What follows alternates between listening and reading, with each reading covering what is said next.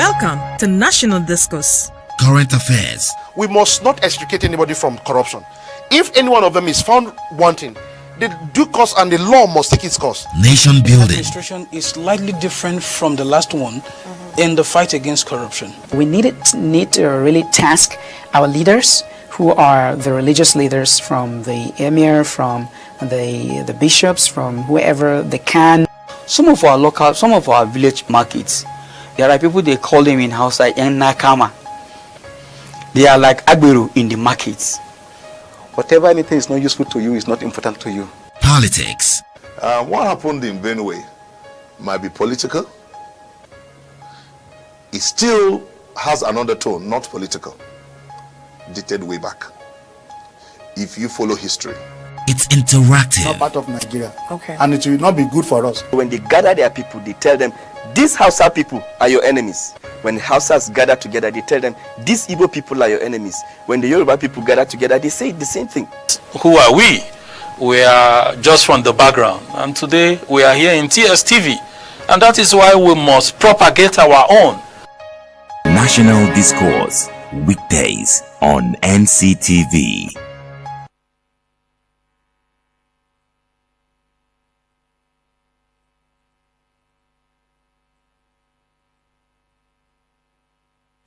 Hello, good morning and welcome to National Discourse Nigeria and of course the general world. Today in National Discourse we are going to be discussing about Nigerian voting system and good leadership. Now, because of the forthcoming election that we have in view, 2019 is real and is fast approaching and the atmosphere is actually heating up. Now, we are going to look at our voting system, what it's going to entail next year, 2019, and the kind of leadership we have. You know, you have to talk about handing over power in case, certain things do not happen. I am Uche Uduma, still your host in National Discourse, and I have a guest in the studio. We'll go for a short break, and when we come back, I will introduce the guest to you. Please stay with us. Welcome to National Discourse. Current affairs. We must not extricate anybody from corruption. If any one of them is found wanting, the due course and the law must take its course. Nation building. Administration is slightly different from the last one in the fight against corruption. We need to really task our leaders, who are the religious leaders, from the emir, from the bishops, from whoever they can. Some of our village markets, there are people, they call them in house like Nakama. They are like Agberu in the markets. Whatever anything is not useful to you is not important to you. Politics. What happened in Benue might be political. It still has an undertone, not political, dated way back. If you follow history. It's interactive. Not part of Nigeria. Okay. And it will not be good for us. When they gather their people, they tell them, these Hausa people are your enemies. When the Hausas gather together, they tell them, these Igbo people are your enemies. When the Yoruba people gather together, they say the same thing. Who are we? We are just from the background. And today we are here in TSTV. And that is why we must propagate our own. National Discourse. Weekdays on NCTV. All right, so welcome back from that short break. I'm live in the studio with Mr. Kingsley Amafibe, all the way from Delta State. We are here in the studio to talk about Nigerian politics. We are looking at our voting system and we are still looking at good leadership. You're welcome, sir. Thank you very much. Good morning. Thank you. And welcome to the studio. Thank you very much. This is the first time, right? Yeah, my first of being in our studio. Of being in your studio. Yeah, so I hope our viewers, they'll be so pleased with our discussion today. Yeah. All right, now moving in, from when we started a consistent democratic setup in 1999 till now. Now, we want to look at our voting system first before we go back to good leadership, because this must pathway for this. Now, our voting system in Nigeria, and also having in view that 2019 election is fast approaching, and like I said, the atmosphere is actually heating up with some primaries will be held this month, while others will be pushed to next month. Now, our voting system, what has it been? And of course, we move over to what we are expecting to see 2019. Thank you very much. Now, judging to what has been happening in Nigeria, the process of the registration, people to get their PVCs and everything. I can say that for recent, it's been, as in the campaign, the awareness has been so much for people to come out and get their PVCs. Now, judging from the voting system, from the inception of democracy, 1999, if you judge from them during the Obasanjo time, as in that time, you will discover that I can say we are improving presently, right now, based on the voting system. We're improving. Now, the only problem we have there is that the electronic system introduced by the Goodluck administration right now, we've not been able to perfect that right now. And well, prior to the use of the electronic system, you know, of course, we must start the usage of something before you talk about perfection. Yeah. Now, we were using a manual system, papers, ballot boxes, and all that. Now, if you can look at that and look at this one, in as much as this one has not been perfected, do you think this one has been able to, you know, cushion the effect of electoral malpractices or thuggery during elections? Judging from the inception of the 1999 till now, you will see that during that process there was so much thuggery during the voting system, snatching of ballot boxes and the rest, compared to what you have now. Now, present days comprises with the social media where voting take place at a particular center. Before you know, many people get to know about what is happening and everything. Now, you can't compare it to what is presently now. Now, the manual system, as in that time, to me, it's not really a good system compared to what right now. The voting process that time, as the people just go, you know, at the end of the whole thing, votes don't count, and so many things, malpractices. People can just wake up and announce results, and there is no information, there is no proof of anything. Compared to what we're having right now, the electronic system, where in a particular polling unit, after elections, people get to know, okay, this candidate is leading, this other candidate is not leading. You know, so to me, I feel if you try to balance it up, we are moving to perfection. It's just a matter of time. You get me? And INEC really need to work harder, because the process of all these things are with time. It's just timing, and with time, I think we'll get there. All right, kudos to INEC. If till now our court system uses a minor to write, and INEC have actually gone further ahead to electronic system, I believe we'll still perfect it. Now, part of the factors, or one of the factors that negates a good voting system, you talk about thuggery. I want us to look at thuggery. You know, during our elections in electoral system in Nigeria here, like I said, since 1999, I don't think there have been any election that have been devoid of thuggery. Like, you don't see thugs, you know, everywhere. And most times when you look deep down, you discover that most of these thugs, they are all graduates. They are people that have gone to school, and they have come out without anything to show for it, or any work or any handwork to do. Now, they engage in thuggery. Now, I want you to look at thuggery as a negative factor to a good voting system. Now, how do we curb thuggery in Nigeria? Having a view that election is next year, like a few months from now. Now, I represent an organization that promotes peace in Nigeria. Okay. And what's the name? Peace Ambassador Agency. And these are things we agitate for, as in during the voting process, as a thuggery issue where people just go snatch ballot boxes, because we try to educate young people in our organization. You need to stay away from violence.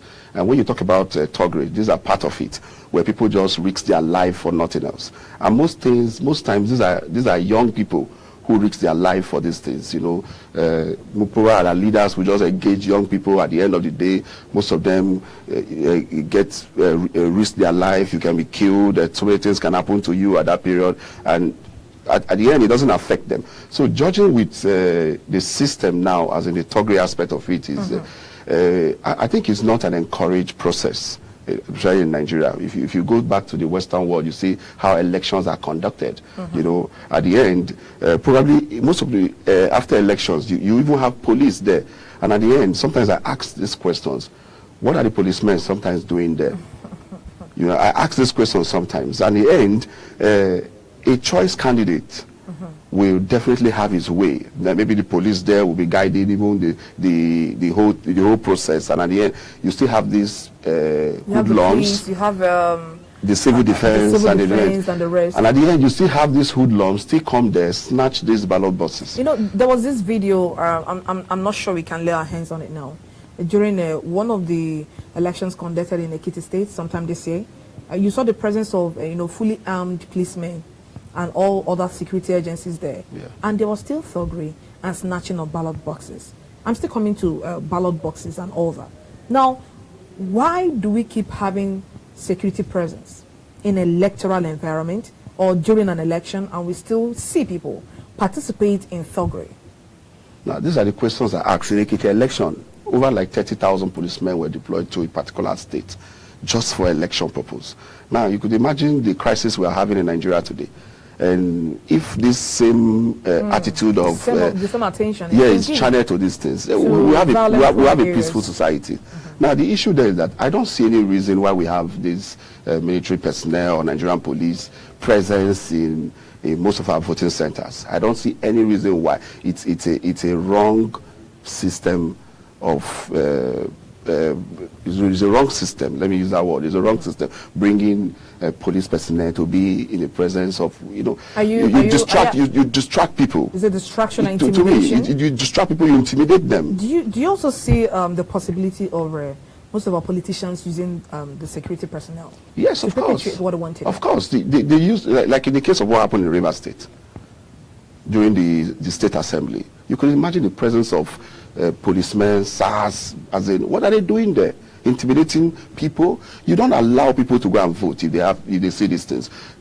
Imagine if there was a scene I saw on the TV, as in I was marveled with that, because when people come out like that to vote and they see security men armed there, they just feel threatened. And most of these security men are people, most of our leaders. That are putting up this threat. All right, now, are you proposing that security personnel should be put far away from the voting centers? They should be put far away from the voting centers. What's the reason? Can I give you options? Because even with their presence, stuff still happens there. Yeah, that's why we're just praying God we have this electronic media stuff perfected. Because if you have this, you understand that everybody database. Once you vote, you automatically it reads. You get me? So, but when you start doing this manual thing and everything, people can have that opportunity to come, maybe snatch ballot boxes, and at the end, the right results, the things just happen. At the end, the credible leaders, those who are supposed to be there, sometimes are rigged out of the system. All right, now I know you're not an INEC chairman, but as a politician, a good one at that, I would want you to look at the possibility of people voting from their houses. Like, can we grow into that state? Can we grow into that stage in life in Nigeria? Of course, looking at democracy and Africa, Nigeria as one of the biggest African nation and all that. Can we grow to a stage where we can all vote from our houses? Is it possible? When you say Nigeria as the biggest African nation, to me, I just feel in population and in size, not actually intellectual, because before that's what we used to say, Nigeria is the biggest country in Africa, giant of Africa. These days, I don't think we're the giant of Africa again, because talking about our economy and everything, what is happening in our system. Don't worry, we'll still move out to good leadership. Yeah. Good. Talking about what's happening these days, I don't think we are. So if you say people voting from their houses, I don't think it's possible in Nigeria compared to our system. That you will just create a room of, as in chaos and so many things. So we've not gone to that stage, and I don't think in the nearest future Nigeria will get to that stage where we will vote from our houses. All right. Can we take this call now? Excuse me.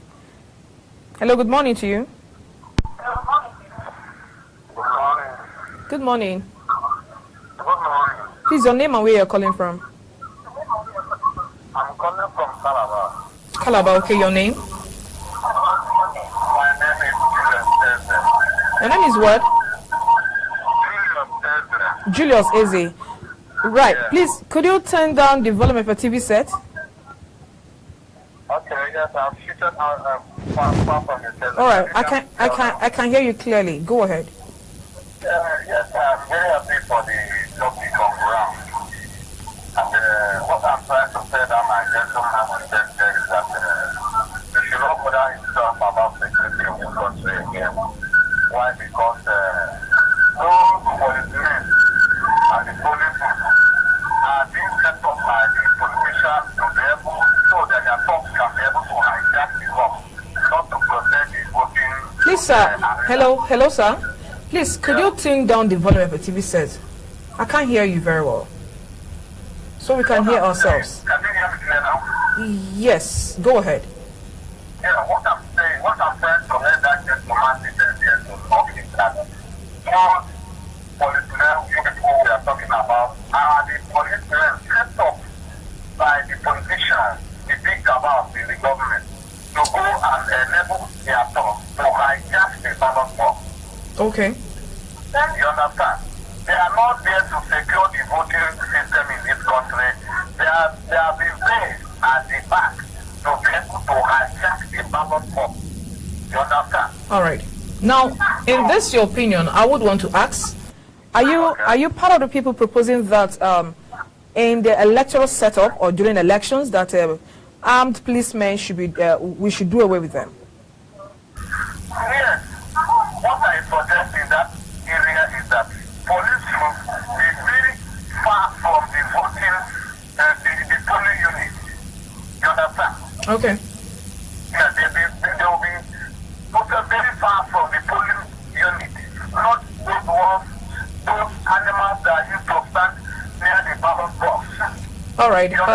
Okay. And I would like to tell that my brother sister there that he should vote about this country. That this country has died already. No. Nothing is moving in this country.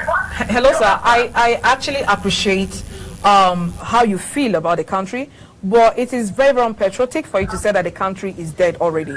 Now, the reason we are all here, listen to me, sir. The reason we are all here is to see how we can salvage the country, and it's a collective effort, and you are part of it. So if you believe that you can salvage Nigeria, you wouldn't say Nigeria is dead. I appreciate and respect your opinion, though. Okay. Good. Okay, let me agree with you, but what I want to say finally to you is that our president called Mohammed Buhari called you crazy.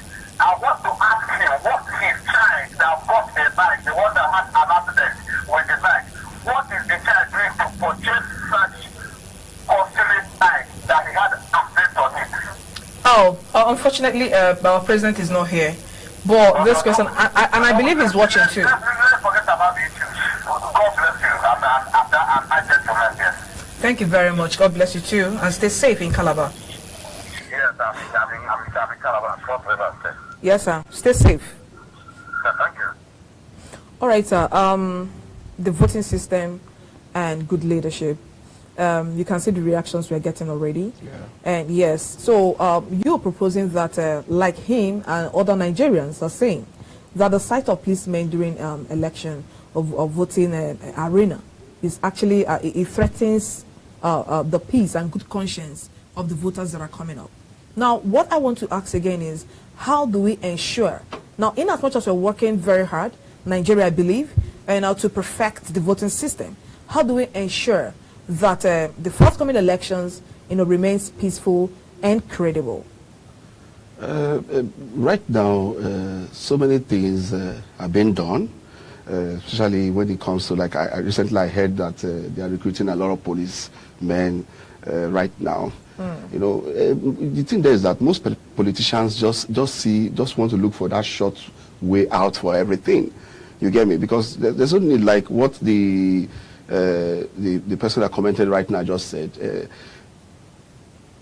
The police should be far away from the voting system. They should be quite far away from the voting system, because it's not an encouraging process. Judging from where other Western world, you don't find people like this around, especially the policemen. So I don't see any reason why they should be at any polling unit, because they are threatening the peace of that place. And at the end, you still have this thuggery come into a place, snatch these ballot boxes, and yet nothing is done. All right, now, during a process of election, why it's been initiated is to have governance or leadership. So I would want us to move away from the voting system now to go to good leadership, but that'll be after the break. We'll go for a short break now, but when we come back, we'll be looking at good leadership. Like the aftermath of every voting system or electoral process is to usher in a government, and that government is called leadership. So we'll go for a short break, and when we come back, we'll be looking at good leadership in Nigeria, the one that have been, the one that is, and the one that we're expecting come 2019. Please stay with us. Welcome to National Discourse. Current affairs. We must not extricate anybody from corruption. If any one of them is found wanting, the due course and the law must take its course. Nation building. Administration is slightly different from the last one in the fight against corruption. We need to really task our leaders, who are the religious leaders, from the emir, from the bishops, from whoever they can. Some of our village markets, there are people, they call them in house like nakama. They are like agberu in the markets. Whatever anything is not useful to you is not important to you. Politics. What happened in Benue might be political. It still has an undertone, not political, dated way back. If you follow history, it's interactive. Not part of Nigeria. Okay. And it will not be good for us. When they gather their people, they tell them, these Hausa people are your enemies. When the Hausas gather together, they tell them, these Igbo people are your enemies. When the Yoruba people gather together, they say the same thing. Who are we?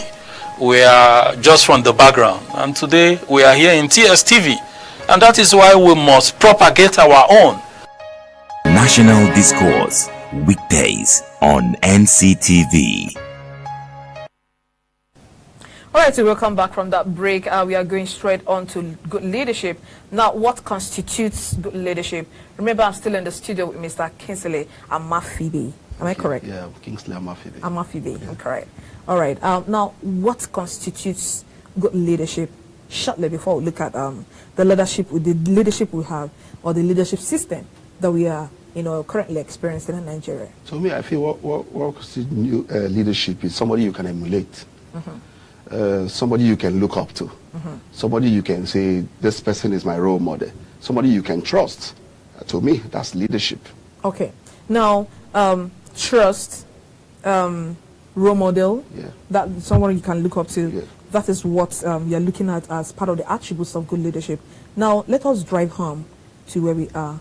And now, what kind of leadership are we experiencing in Nigeria? You're affected. I'm affected. Whoever it is that is watching us is affected too, as Nigerian citizens. No, what kind of leadership are we experiencing right here, presently, in the country? What we're experiencing presently in the country today is most of our leaders are selfish. Okay. Most of our leaders are selfish. They just want their interests. Either in politics, you say, this one will say, this is my interest, I want this, I want this, I want that to be there, I want this to be there. They impose people, and at the end, you don't get good leaders. Okay. You get me? Our founding fathers back then, I don't think this is what they agitate for.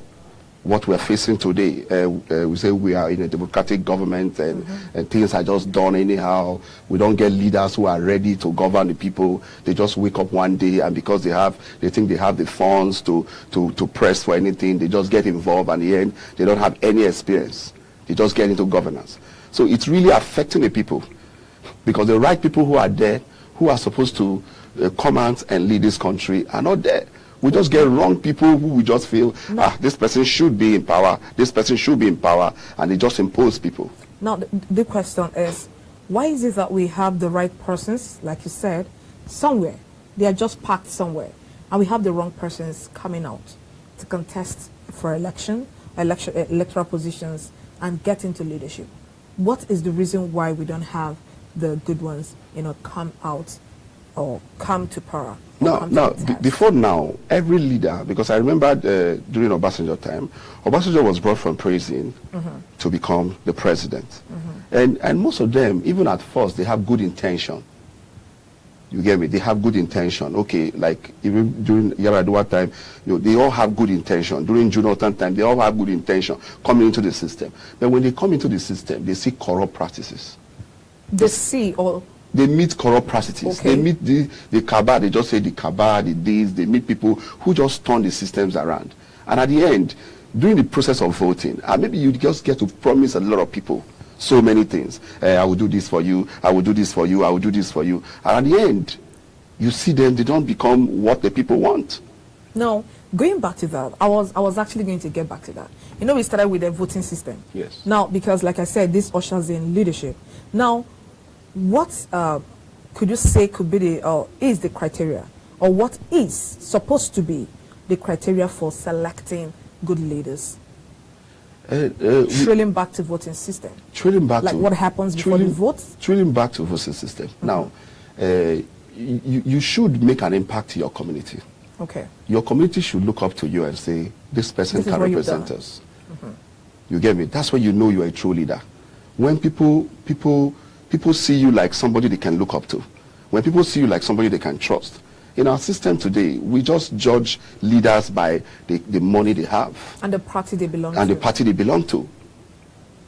We just judge people with that. You judge people with what they have and the party they belong to. And that's why you see people, they just wake up and impose people. And at the end, you get the same set of leaders, the same set of people coming to governance. Now, how has God, for that reason, helped or made our good leadership in Nigeria? Like, I take myself, for example. Okay. I was vying for the position of Delta State House of Assembly. Okay. But I suddenly backed out because I saw so many things that you were not expecting. They were not expecting. So now, if you have good intention and your people look at you like, oh, this person can represent us, and at the end, the system turns things around. But the question is, I really don't want to go deep into this. It's not you. Like, when we have good people coming out to contest, or they have good intentions of going into leadership, and they meet a system that really is not favorable to them, are they supposed to turn away and avoid going there to lead the people that they're supposed to lead? The thing is that if you meet a system that is not favorable, you just turn away. To me, I feel so. You think this is because of integrity, you just turn away. Okay. But I tell you, we are growing to that day. Nigeria is growing to that day where the vote of the people will count one day. Okay. Talking about the voting system also, we will get to that stage where, because if you watch what is happening in the system, things are changing. Now, it's not a party thing again. If this party is not doing well, people want to vote them out. If this party is not doing well, people want to vote them out. So there will come a time where Nigerians will be agitating for good leaders. We want this person. We want that person. Not the party system right now. Why have we not gotten to that level? Because I don't want to say the party system have failed us. But looking at Nigeria, okay, right now we have 91 parties, political parties that have registered for this election. But you and I know that we just have like two-party system. That is what we're practicing, especially from the presidential angle, coming down. We have APC, we have PDP, and other, parties. 89 parties left. Like I said, 91 have registered. I don't know, we were still expecting more, to register. Now, looking at the party system, the kind of party system we practice in Nigeria, do you think is a factor that vitiates good leadership? To me, it's not. When you just wake up and you say consensus candidate, you give this person. Now, there are so many people who are there wanting to fight for a position when it comes to the party system. They want to fight for a position. But sometimes, like I said, the system don't give you that opportunity. Okay.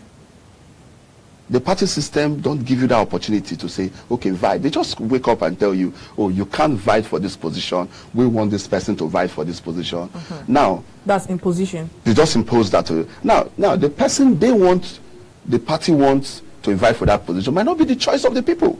All right. So at the end, we just get wrong leaders, people who are not ready for leadership. All right. I have a message here, and it says, my sister, please, I want you to ask APC government if they know that Nigerians are poor and hungry.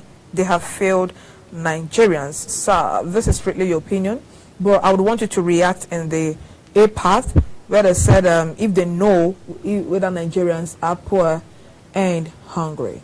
We are still talking about good leadership, because a good leader should have a listening ear. A good leader should put his ear on the ground and, hear the cry of his people and attend to it. Now, does APC, let me ask you this question because you are the one seated in the studio. actually know that the people are hungry and poor? Now, what do Nigerians need? Good road, electricity, food, shelter. Now, shelter, creation of job, stuffs like that. Good education, healthcare, health. health. Now, these are basic things we need.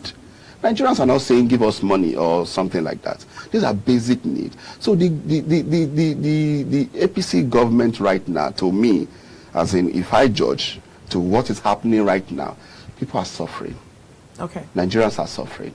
Now, this is not what most of them voted for. Now, this is not what they agitated to. They assume. Can we have a sharp contrast between this administration and the immediate past administration? Sharp contrast.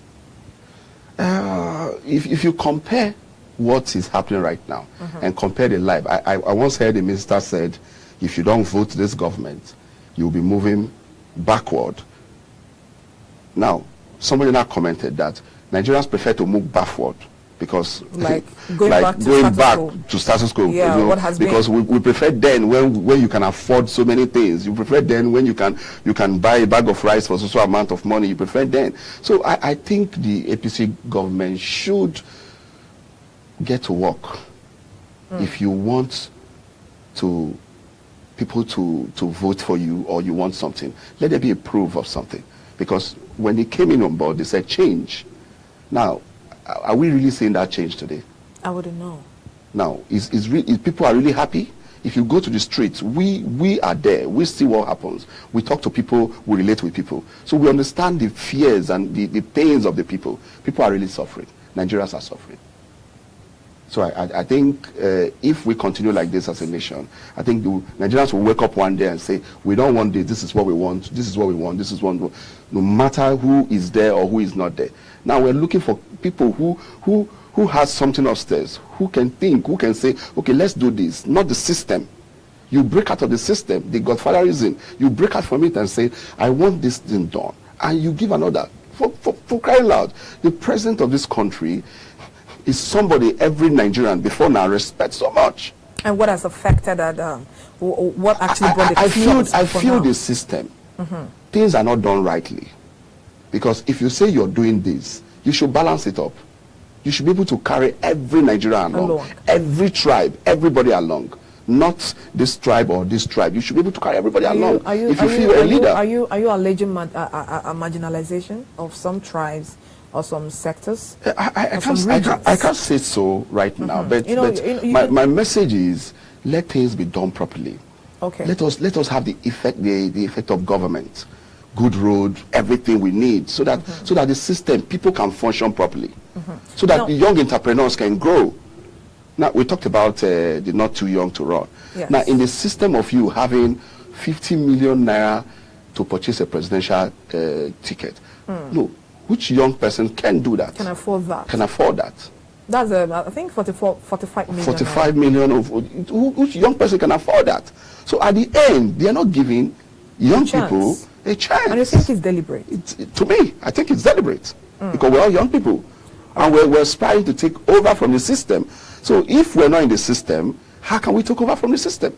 Now, let's look at, you belong to PDP, right? Yeah, sure. Okay, now let's look at the people, our presidential aspirants that have come out, to contest for the election. First, all right, now, you have Atiku, am I correct? Yes. You have Saraki. Yes. You have David Mark, am I correct? Yes. And then who else do we have?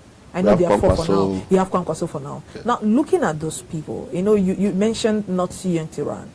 And then looking at the fact that Saraki actually declared his intention during not too young to run movement and all that. Now, looking at these people we have coming from PDP, I don't know whether more people will join them or not. Now, do you think this country still have a prospect for the young people to participate actively in politics? To me, these are same people we see every day. Not minding I'm a member of the PDP. These are same set of people we see every day. These people have been in the system. They are just there to me. So I think we should consider younger people. There are so many young people who are coming up. Now, I remember in Anambra State where we had an actor run for election. Doche, the Doche's son run for election. Now, why did he not make so much impact? Why did young people not support him? Because they just feel he doesn't have any foundation, he doesn't have money. So that's the money politics we play in this country, where people just feel they can impose a thing, they can do this candidate should be there, this candidate should be preferred. We should look, if we want good leaders, we should look beyond what we're seeing right now, because these same people are still building the system. Now, looking at the Nigerian setup now, we're talking about the poor masses or the majority populace. Now, one of the factors that cuts across every other state, region, regardless where you are, is poverty. And you and I know that poverty is an impediment to good voting system. Yeah. Like, you can actually come out and you meet certain people that have not eaten for like 2 days or a day, and you throw some cartons of Indomies to them, they will go vote for you. That is what poverty causes.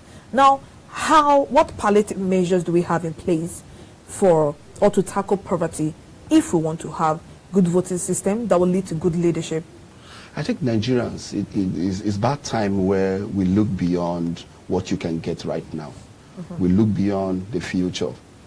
The problem, like you said, somebody who have not eaten, they just come out and somebody gives you a bag of rice, and tomorrow you're singing the praise of that person. You're singing the praise of that person, and at the end you vote for that person. You vote back another 4 years of joblessness, because that person there will not, that bag of rice he gave you is just like your future. Yeah. So I think we Nigerians right now, or younger people, the youth that make up most population of the voting system, should start considering not this act of collecting money from people to vote for them. We should look beyond that. It's a sacrifice. No. It's a sacrifice that we have to do as a people. It's a sacrifice. Because if we don't, we will keep having this same issue every day. My question is, does a hungry stomach understand the word sacrifice? No, the word. I'm not talking about a stomach, someone that's looking for a job. Someone that his immediate need is just to eat. That hungry stomach, does that hungry stomach understand sacrifice as a word? Well, if you say so, that means we will continue in the process where we are today. That's why I'm asking, what is the palliative measure we have in place to curb poverty, because it's a major impediment to good leadership and voting system? Everybody right now should wake up. You get me? Everybody should wake up. Because if we keep saying somebody there who has no food and he wants to, I think we have a call. Sorry. Hello.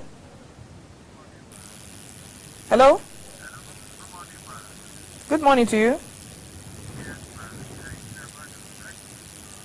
Okay. Sorry, we actually lost that call there.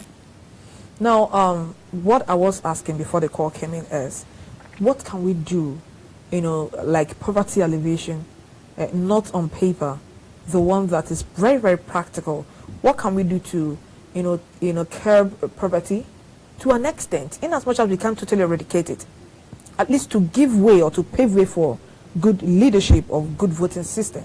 What do you think, not you, the leaders can do to tackle this problem? No, I just feel they should create entrepreneur acquisition skills for people, because like I told you, my organization, we've been able to involve with some acquisition skills where we meet people, Nigerians who are talented, and just because of maybe 30,000 naira, because of 50,000 naira, you find people who just sell their conscience and sell your future. They sell their future for the next 4 years again. They sell their future.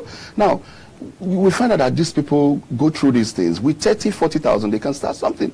So I just put it to many of our leaders, many people who think, oh, you have everything it takes to be where you are, to come out and draw enlightenment program, skill acquisition program, initiative that will create opportunities for young people. Because if we elevate more people out of poverty, I think we'll have a better society. Because that ideology of people just wake up today, people just wake up, like I went to my constituency, I just did something and everybody is singing your praise.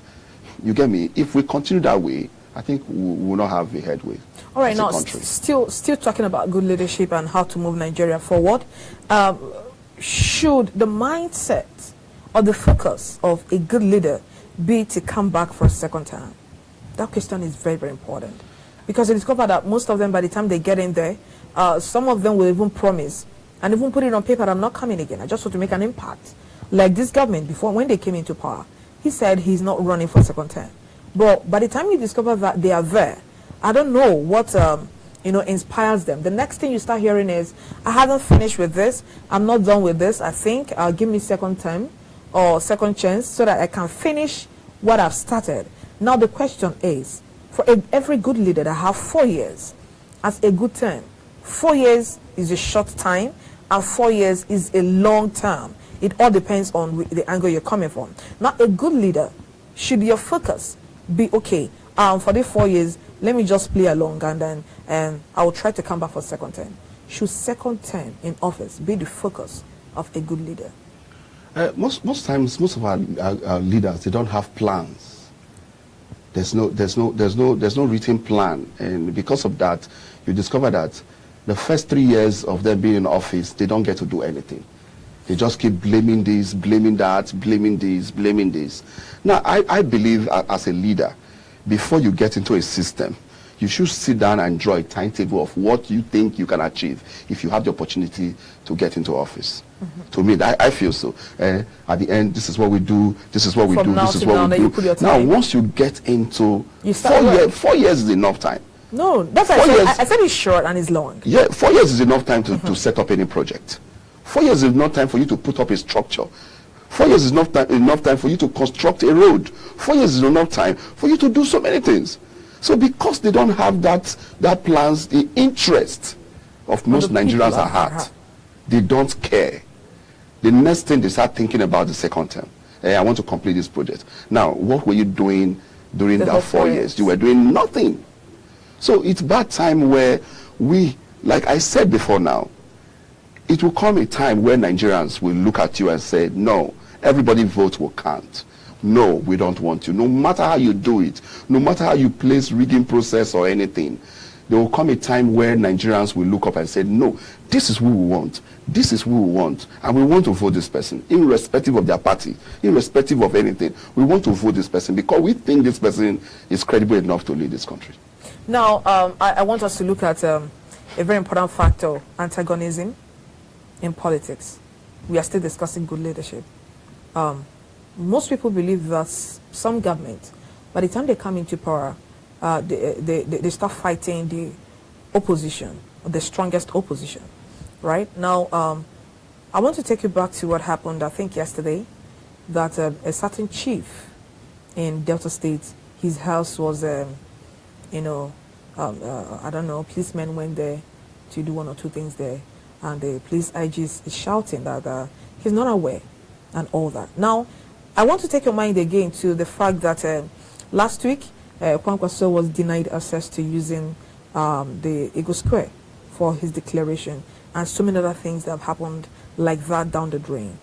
Now, my question again is, antagonism is a very important factor, negates or helps in politics. Now, should it come in?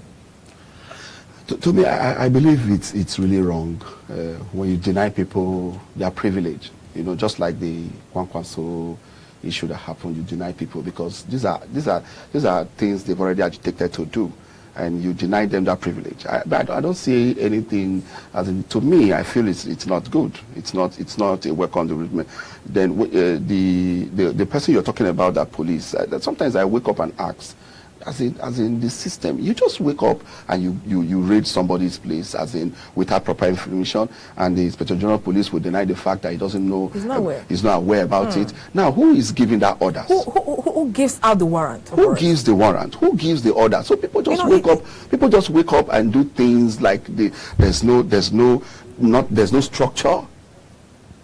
Man, we've been in this country. I've been singing this particular one since this week. I think sometime last week.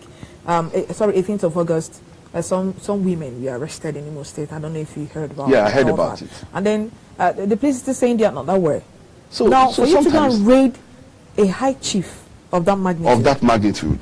You know? And you're telling me and the authority is saying the state commissioner is not aware, or the person commanding a unit is not aware.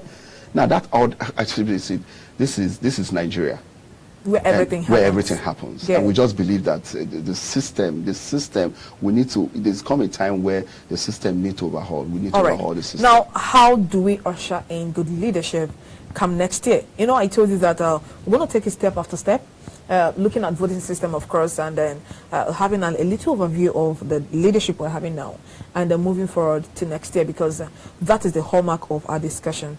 Next year is election, and it's a few months away from now.